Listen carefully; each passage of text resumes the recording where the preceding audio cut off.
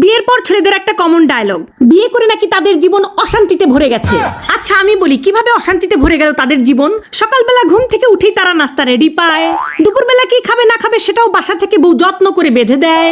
তারপর সন্ধ্যার সময় যখন আপনারা কাজ শেষ করে বাড়িতে আসবেন, আপনারা যখন ফোন করে বলেন যে আমি আসতেছি, তখন আপনাদের জন্য আমরা ঘর বাড়ি সুন্দর করে পরিপাটি করে গুছিয়ে রাখি। কেন? মহারাজা আসবে। তারপরে আপনি রাতে কি খাবেন না খাবেন সেটা জিজ্ঞাসা করে টাটকা টাটকা রাতের খাবার আপনাকে আমরা রেডি করে দিয়ে দিই। তারপর রাতের বেলা আপনি ঘুমাতে যাবেন, আপনার যে বিছানাটা সুন্দর করে বিছানা ঝাড়ু দিয়ে পরিষ্কার করে একেবারে গুছিয়ে আপনাকে ঘুমানোর জন্য রেডি করে দেয় কে? দেয় এই বউরাই দেয় আপনাদেরকে। জীবন অশান্তিতে ভরে যায় না? কার জীবন অশান্তিতে ভরে যায়? তারপর বিয়ের কিছুদিন যেতে না যেতেই দিয়ে দেন পেটে একটা বাচ্চা। এই বাচ্চাটা নিয়ে আমাদের কত কষ্ট হয় আপনারা জানেন? সেই বাচ্চা পেটের মধ্যে 9 মাস কে পালে? আপনি পালেন? আপনারা তো খুব ফুর্তিতে বাচ্চাটা দিয়ে দিয়েছেন, কিন্তু সেই বাচ্চা আমরা পেটের মধ্যে 9 মাস পালি।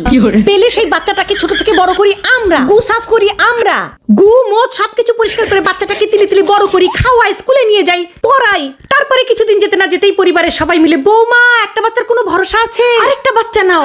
তারপরে আরেকটা বাচ্চা হয়, আমাদের জীবন হয়ে যায় তেনা তেনা।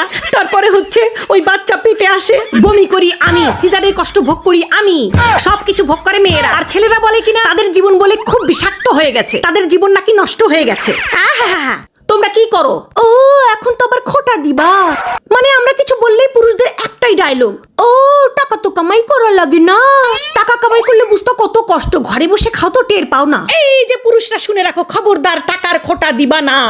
আমরা মেয়েরা যদি চাই, এখন ফোনের যুগ, অনলাইনের যুগ, আমরা মেয়েরা যদি চাই তোমাদের মতো ডাক্তার, ইঞ্জিনিয়ার, ব্যারিস্টার হওয়া লাগবে না, কোম্পানিতে কাজ করা লাগবে না। আমরা ঘরে বসে, এই যে ঘরে বসেই এই রান্না দিয়ে আমরা ইউটিউব, ফেসবুক থেকে লক্ষ লক্ষ টাকা চাইলেই কামাই করতে পারি।